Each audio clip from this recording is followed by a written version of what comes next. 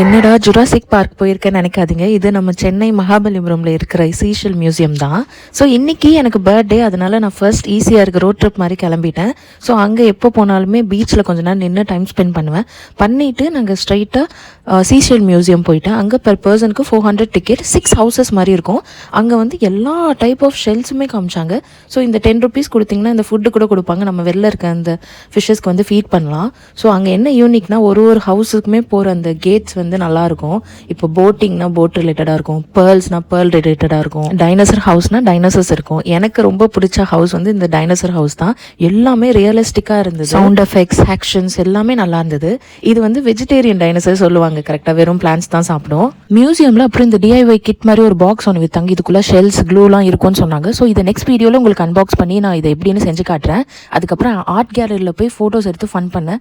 இப்படி தான் என் பர்த்டே போச்சு. உங்களுக்கு என்னோட vlogs பிடிச்சிருந்தா என்னோட சேனல் சப்ஸ்கிரைப் பண்ணுங்கள். அண்ட் இந்த பாக்ஸை வந்து அன்பாக்ஸ் பண்ணி பார்ட் 2ல நான் போடுறேன்.